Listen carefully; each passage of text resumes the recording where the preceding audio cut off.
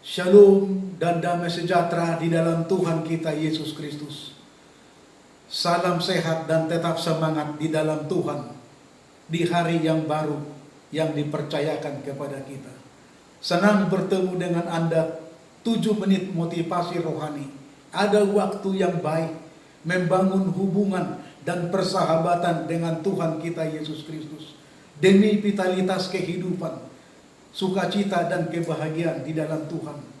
Dan keberjaan kita, tugas-tugas kita, pelayanan kita, usaha dan bisnis kita berjalan dengan baik dan berhasil. Oleh karena kita berjalan bersama dengan Yesus dan menikmati berkat-berkat yang dipercayakan Tuhan kepada kita. Uang sangat berpengaruh dalam kehidupan manusia.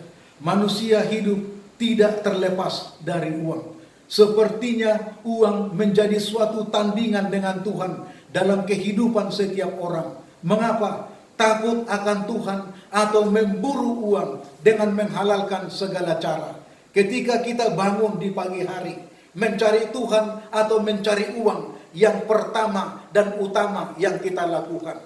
Uang berhubungan dengan politik, itu disebut dengan money politik. Uang berhubungan dengan kekuasaan, jabatan, kedudukan, dan harta kekayaan. Itu disebut dengan money is power. Uang dapat mendiamkan orang. Uang dapat menutup mulut orang dari kebenaran demi mencari rasa aman dan nyaman di dalam kehidupannya. Uang dapat menguasai dan merasuki orang sehingga menjadi pemburu dolar dan mencari uang, hamba uang dan gila akan uang. Dalam 1 Timotius 6 ayat 10, akar dari segala kejahatan di dunia kita ini adalah cinta akan uang. Bukan uang yang salah, bukan uang yang berdosa, tetapi cinta akan uang. Karena memburu uang, banyak orang menyimpang dari jalan-jalan Tuhan, tidak hidup di dalam kebenaran dan kejujuran, saudara-saudaraku. Salah satu dosa manusia pada akhir zaman yang dicatat di dalam 2 Timotius 3 ayat 1-5 adalah banyak orang menjadi hamba uang, dikuasai oleh uang, diperbudak oleh uang, gila akan uang, gila akan harta kekayaan.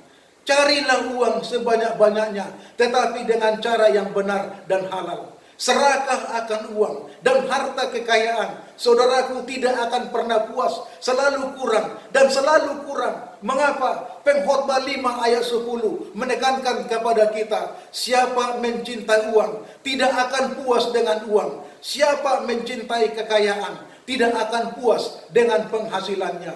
Uang perlu dan penting, tapi uang bukan segalanya bagi kita. Uang dapat membeli HP dan laptop yang tercanggih untuk memenuhi kebutuhan Anda. Uang dapat membeli motor yang Anda sukai, tetapi uang tidak dapat membeli sukacita dan ketenangan hidup di dalam Tuhan. Uang dapat membeli mobil yang Anda rindukan, membeli tanah yang Anda inginkan, membeli rumah yang Anda impikan, membeli sofa yang indah dan tempat tidur yang empuk, tetapi uang tidak dapat membeli kebahagiaan. Uang dapat membawa Anda keliling dunia, menginap di hotel berbintang 5 yang termahal, menikmati makanan dan minuman apa saja yang Anda senangi, tetapi uang tidak mampu membeli keselamatan dan hidup yang kekal di dalam Yesus Kristus. Uang bukan segalanya, tetapi faktanya segala aspek kehidupan kita butuh uang. Uang tidak kita bawa mati, tetapi banyak orang merasa mati karena tidak memiliki uang. Uang bisa membawa banyak masalah di dalam kehidupan kita, tetapi banyak masalah diselesaikan dengan uang. Kasih lebih penting daripada uang, tapi dengan uang kasih akan lebih indah, lebih mesra dan lebih bahagia. Tidak mungkin mengasihi tanpa memberi. Beribadah juga membutuhkan uang. Pergi ke gereja juga membutuhkan uang. Pelayanan juga membutuhkan uang. Persembahan dan persepuluhan, bukankah itu uang? Dengan uang bangunan gereja berdiri dengan megah.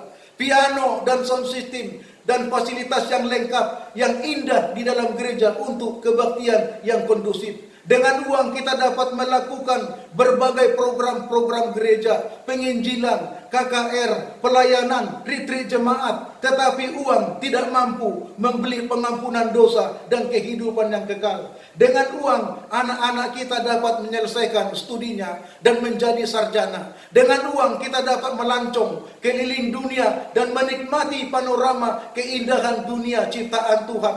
Tetapi uang tidak mampu membeli integritas iman. Rasul Paulus menandaskan dalam Ibrani pasal 13 ayat 5, janganlah kamu menjadi hamba uang dan cukupkanlah dirimu dengan apa yang ada padamu, karena Allah selalu bersama-sama dengan kamu dan mencukupkan segala kebutuhanmu.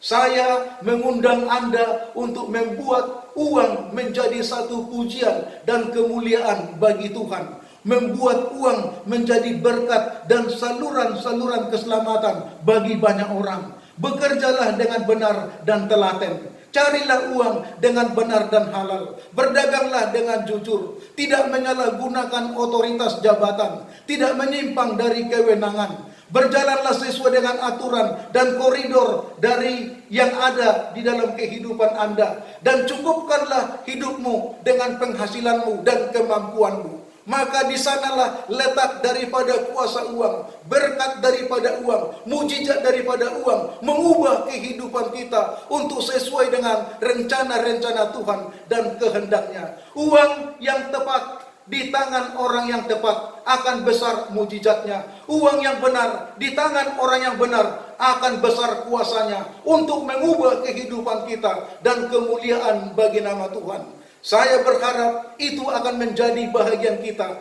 dari sekarang sampai selama-lamanya. Tuhan Yesus memberkati kita semuanya. Amin.